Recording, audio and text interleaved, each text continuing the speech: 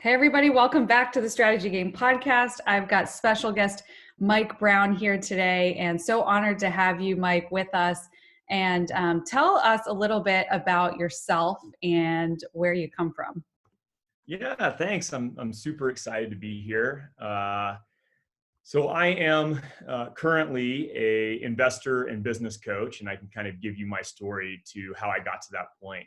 Uh, I grew up in Midland, Texas, which is kind of the oil and gas capital of the U.S., and that becomes important later.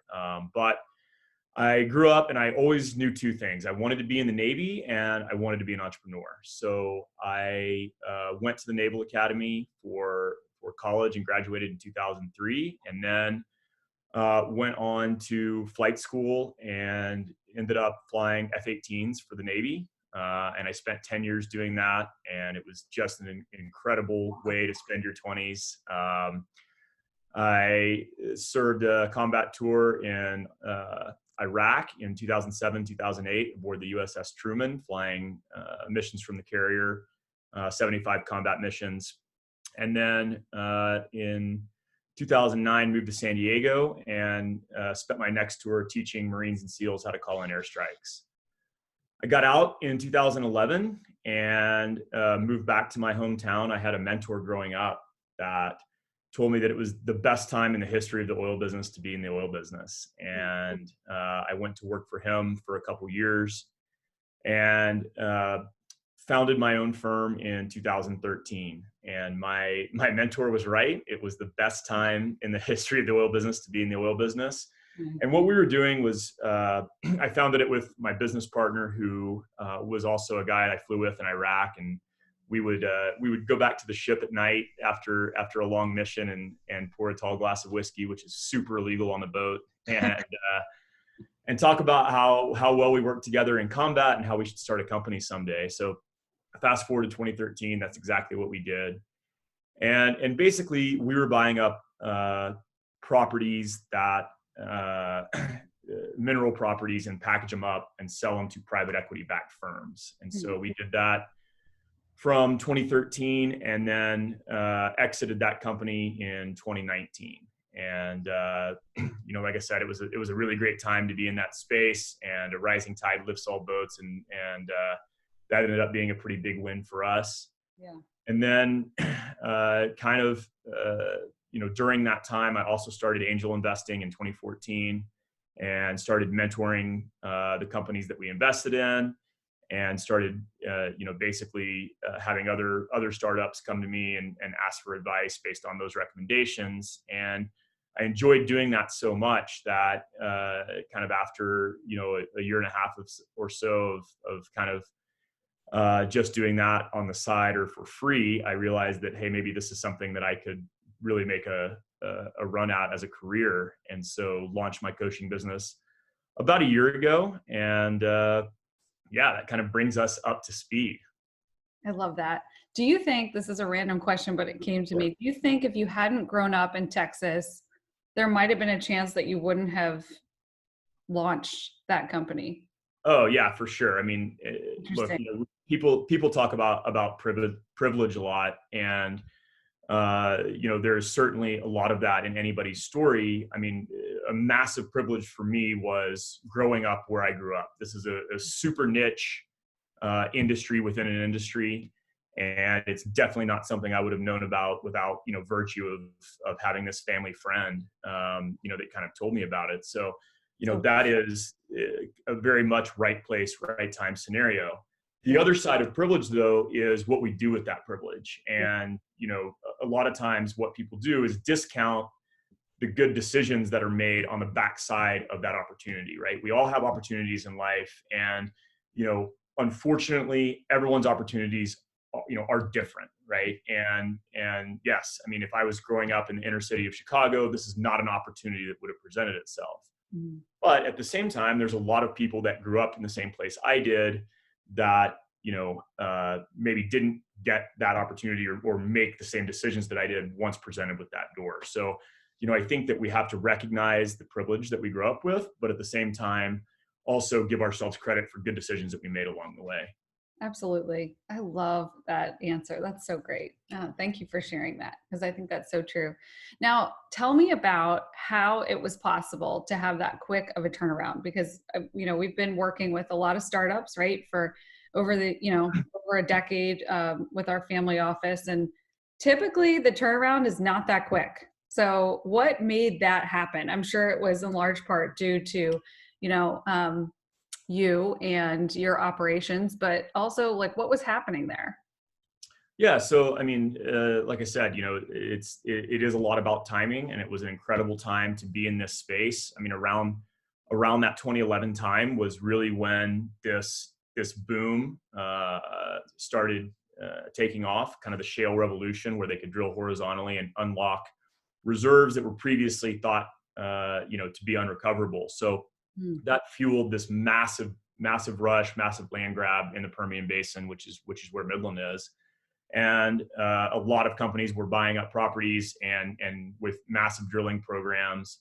And so we were able to get ahead of that, and the properties that we were buying, uh, you know, uh, went up significantly in value during that time. So there was certainly a huge timing aspect of it.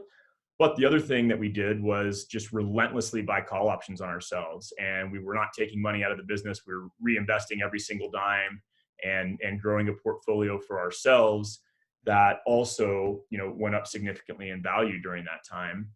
And then, about 2018, started, looking at the risk analysis on our portfolio and started realizing that, like, hey, it feels like there's more downside than upside running room here, right? And now the risk has actually gone from, upside to protecting the downside. And I always say, as an investor, I'd rather take my half out of the middle, right? I'd rather live in between the 20-yard lines and not try and time a bottom and not try and time a top, but just take the good chunk out of the growth. And we were really fortunate with our timing. I mean,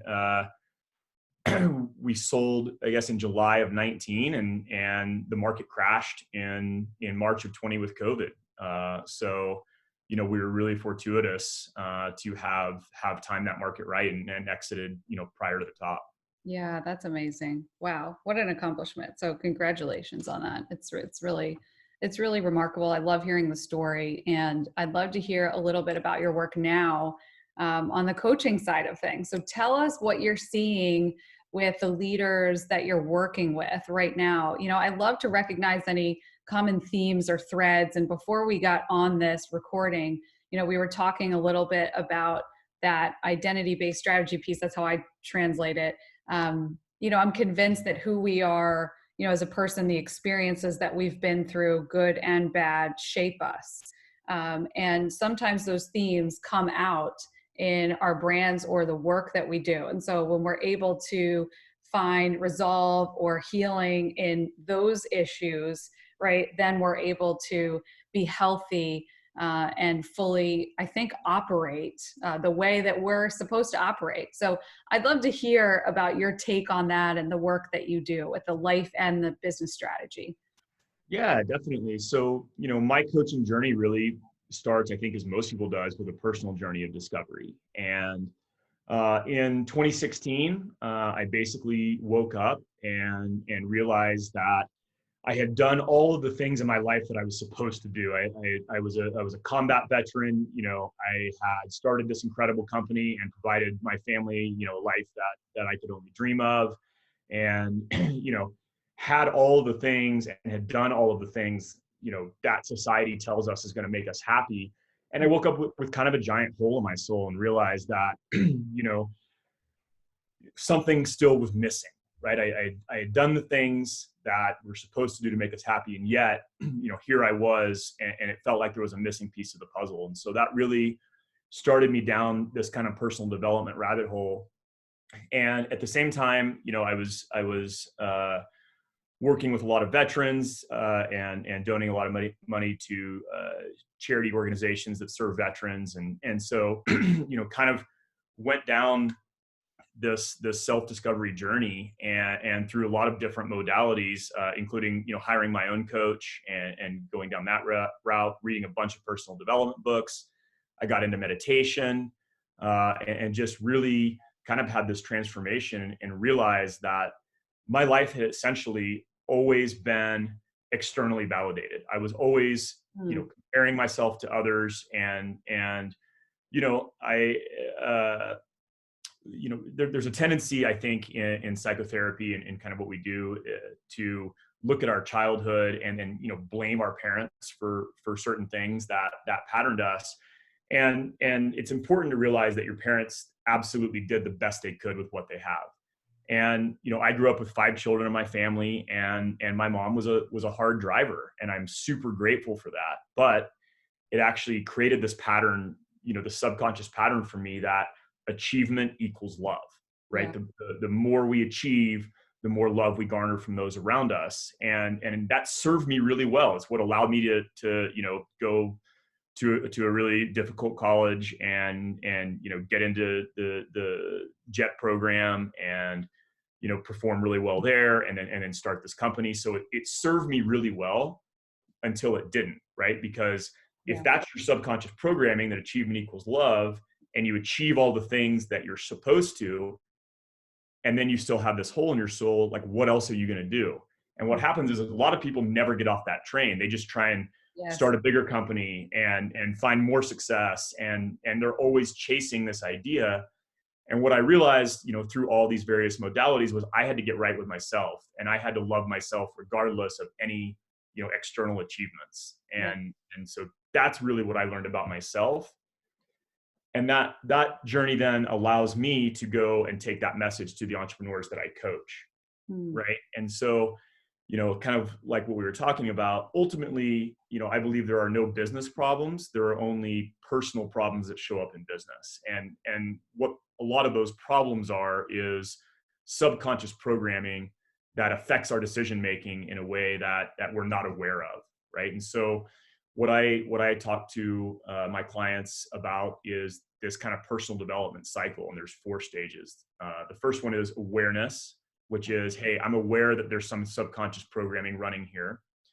The next is insight, which is, okay, now I can look at maybe my childhood or some other trauma that occurred in my life and see where this pattern might have come from. And a lot of times in this kind of personal development loop, people get stuck in the insight phase. They keep diving the rabbit hole, trying to figure out all of these different things that happened in their childhood. What they're missing is step 3, though, and that's action. Okay, now that I've recognized where this comes from, I've got to start taking some steps to recognize when I'm acting out of trauma response, and either have some sort of exercise or do some sort of work to change that patterning. And then at that point is where we get to integration, which is where you become at choice with that pattern and recognize that, hey, this is a thing that drives me. And now I can recognize it and actually not have it drive me out of lack or out of subconscious programming, but I can choose whether that's a thing that I want to have affect my decision making. That's amazing. You guys can't, if you're listening to the podcast and not watching, I'm just shaking my head the whole time because I just agree. I agree so much with all of this. And this is my personal journey has been similar. And over the past year, I've had the opportunity to be in a group. I've done a lot of personal work over the years, but to be in this thing called a growth group. And it's so fascinating. Jessica Jeans, who hopefully we'll have on this podcast, has written this curriculum alongside of actually her mom, who was the founder of Women Revealed. It's an incredible organization. And they talk about woundology and really the core of each wound and how it comes out in different ways. So my woundology is, I think, a little bit similar to yours. I associate achievement with love, which has created tremendous things, right? I'm a driver for sure. I can get things done. I create new things. Like I'm constantly, moving in that direction. But I think I've had some similar realizations over the past few years. At what cost? I think I'm always asking myself, at what cost? And I have boundaries in place now because I realize that no matter how much I achieve, it's really not about that.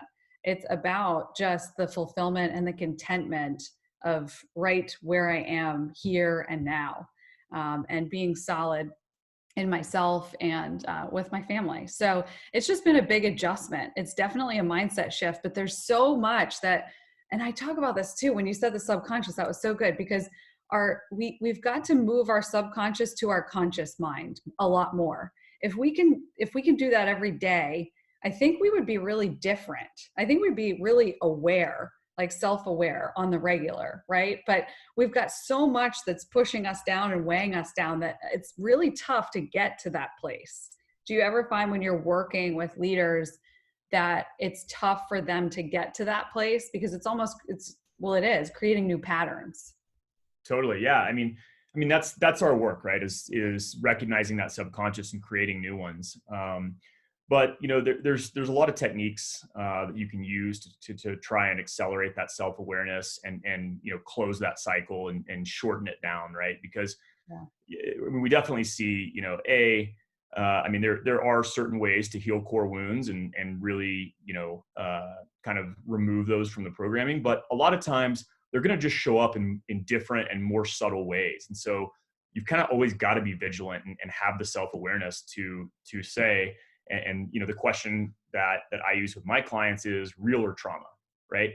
Where when they're faced with some decision or they're feeling stuck or they're in an argument, go, okay, if 50 people looked at what I'm looking at right now, would 50 of them feel the same way I do? Or would they look at this and be like, hey, your reaction is not consummate with what the actual situation is, right? And that's I think a good gauge to determine if we're in trauma or trigger response, or if we're actually using our logical mind to look at the situation at hand. So the other piece that I really talk about a lot is internal versus external locus of control. And, basically, a lot of us can recognize what an external locus of control is. This would be a victim mindset. Everything is happening to me. The world is against me, and blaming external factors for everything that happens in your life. Well, that's not typically the affliction of the entrepreneur. Yeah. What entrepreneurs typically have is a much more internal locus of control. And again, this can be really positive, right? Hey, I'm the captain of my own destiny. Everything that I do, affects my life, and I'm in charge of my own outcomes.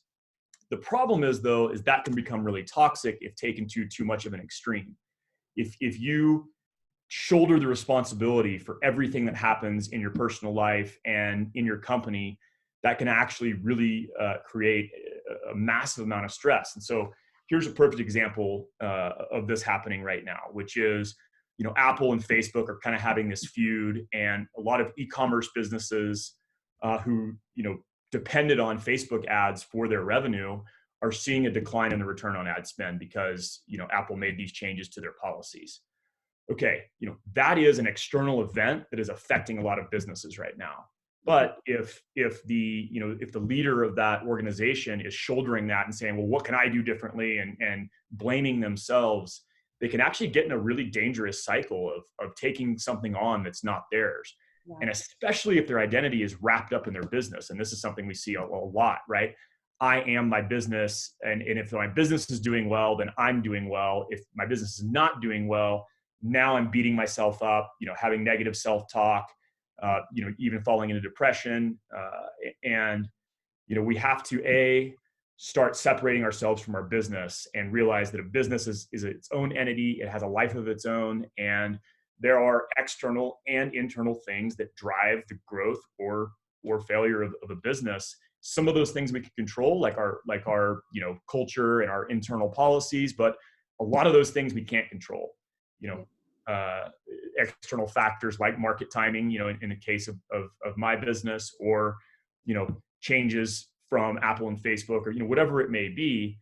And if you can offload some of that responsibility and realize it's not your fault and stop beating yourself up and let yourself off the hook, that allows you to make better decisions to then move forward and find other solutions without the guilt and the self-loathing that typically accompanies, a decline.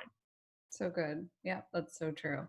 What are you seeing as you work with clients on the business strategy side of things? Any threads or themes that might be helpful to share, with our listeners? Like any themes throughout your coaching on that side of things?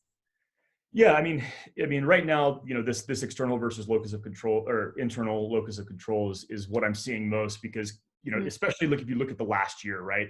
yeah, There are so many factors that have changed business, perhaps forever, but at least for the medium term, related to COVID and everything that we've been dealing with. And one thing that we don't recognize often is how this pandemic has actually affected mental health, right? And this absolutely. has been hard, right? Yeah, And the first thing that everyone has to admit to themselves is like, hey, life has changed drastically since March of 2020, yeah, and there, whether you're hardcore quarantining and really following all the procedures in place, or you're less considerate of the virus, it doesn't really matter. There's still a lot of hardship that's been generated, and we see a lot of hardship in business. There's a lot of headwinds happening, you know changing buying patterns and just a lot of different things that affect business. And so giving yourself grace and being easy on yourself in the face of the fact that it's been a difficult year, and yeah. you don't actually realize how much mental capacity is taken up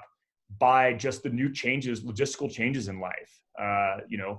Having to consider how many people are gathering at a place and wearing masks and the different things that we used to do for fun maybe that we can't do anymore, like going out to a bar or whatever it is. All of that takes up some sort of mental load Yeah. and decreases capacity for other things. And so just first of all, being easy on ourselves and recognizing that this is really difficult, and pat yourself on the back, and no matter, even if you think you're not struggling, there are certain things that are affecting your life right now, and be easy on yourself about that and give yourself grace. So that's a thing, definitely something that I see happening right now a lot is people being really hard on themselves for things they can't control. Yeah.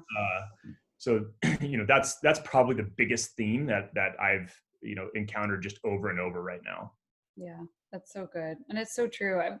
I've said this to a few friends. I think that I'm not sure that as a whole we've recognized that we all, to a certain extent, have been in trauma for the last year. It sounds extreme to say that out loud, but it's true. I think about it, and everything that we thought has been altered this past year. In one way or another. So I think just that recognition is really huge, and permission to give ourselves grace. So good. And that word trauma is really triggering in itself for a lot of people, because when they hear trauma, they think sexual abuse or physical abuse, or something that's really horrible that's happened to people. But the way I define trauma is actually just any event that creates a subconscious program, right? Yeah. So if I say, hey, this subconscious program of achievement equals love is trauma, that might make some people be like, oh wow, that sounds like you're really overblowing what happened to you as a kid. It sounds like you had a really great parent. I did have a really great parent, Right. right? And it created this subconscious loop around this particular idea. Yeah. That's what trauma is, right? And it's not the trauma Olympics. What we often do is we don't give credit to our own traumas, because we always compare ourselves to someone else So and true. go, well, yeah, but I didn't have it as bad as that person. So who am I to, Yes. recognize my own pain?